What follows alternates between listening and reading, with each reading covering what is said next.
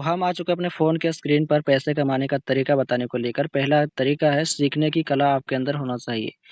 चाहे आप किसी भी डायरेक्ट सेलिंग कंपनी में काम करें या फिर कोई भी कंपनी या फैक्ट्री में काम करें, जब तक आप सीखेंगे नहीं तब तक आप कोई भी काम को कर नहीं सकते। तो किसी भी डायरेक्ट सेलिंग कंपनी में आपको सक्सेस होना है, जल्दी कामयाब होना, अच्छा डायरेक्ट सेलर बनना है तो आपके अंदर जो है सीखने की कला होना चाहिए। चाहे वो ट्रेनिंग के लेकर हो, मीटिंग्स को लेकर हो, कंपनी के बारे में जानकारियों को लेकर हो या फिर प्रोडक्ट की जानकारी को लेकर हो, सीखने की कला आपके अंदर होनी चाहिए। जब तक आप सीखेंगे नहीं तब तक आप कोई नहीं कर कुछ भी नहीं कर पाएँगे।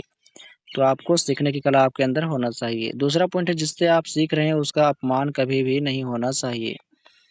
चाहे आपका अपलाइन हो, सीनियर अपलाइन हो या फिर साइड लाइन से कोई भी सीनियर हो, आपको जो सिखा रहा है उसका अपमान कभी भी नहीं करना, उसके बारे में गलत बुरा-भला नहीं बोलना है, आपको उसका सम्मान करना है।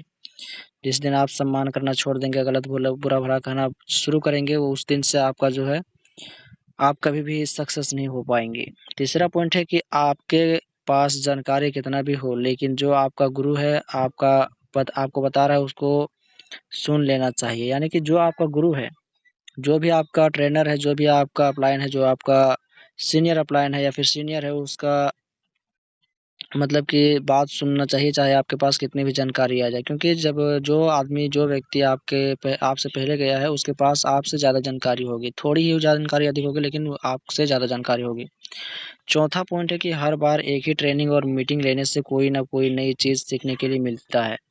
ऐसे बहुत सारे लोग हैं जो कि डायरेक्ट सेलिंग कंपनी में जाते हैं ट्रेनिंग मीटिंग्स के लिए लेने के लिए। तो ट्रेनिंग वो तो 11 ट्रेनिंग क्लास ही चलती है, लेकिन हर 11 ट्रेनिंग क्लास में मतलब कि हर एक ट्रेनिंग क्लास में आपको कुछ से एक नया चीज़ सीखने के लिए ज़रूर मिलता है, चाहे वो कोई भी ट्रेनिंग क्लास हो, 11 ट्रेनिंग क्लास में से कोई भी। हर डायरेक्ट सेलिंग ट्रेनिंग में मतलब कि एक जो ट्रेनिंग होता है वो हर बंदा देता है और हर बंदे का जो है बताने का तरीका अलग-अलग होता है, जो कि आपको कुछ नया सिखाने का नया सीखने के लिए मिलता है। 5वां पॉइंट है जब आप हर बार ट्रेनिंग और मीटिंग के बारे में जानेंगे तो आप भी एक ट्रेनर बन सकते हैं। जब आप किसी फ़िल्म को देखते हैं तो उसके बारे में पूरी तरीके से जानकारी ले लेते हैं या फिर गाना को सुनते हैं तो उसको पूरा तरीके से याद कर लेते हैं या आपको याद हो जाता है। उसी प्रकार से जब आप हर बार एक ही ट्रेनिंग को, एक ही मीटिंग को बार-बार सुनेंगे, एक ही मीटिंग के बार-बार जानकारियाँ लेंगे, तो आप एक ट्रेनर बन सकते हैं। आप भी वहाँ पहुँच पहुँच सकते हैं जहाँ आपका अपलाइन है, जहाँ पर सीनियर अपलाइन है, जहाँ आप ट्रेनर आपको सिखा रहा है, वो आप भी एक ट्रेनर बन सकते हैं।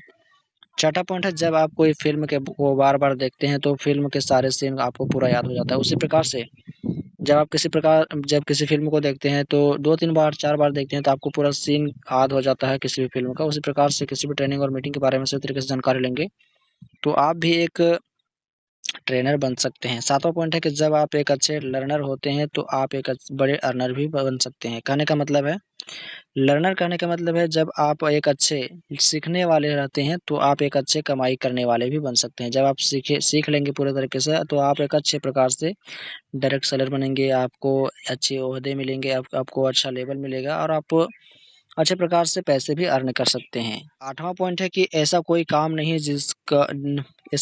है जिसको बिना सीखे किया जा सकता है। ऐसा सही है, ये बात सही है।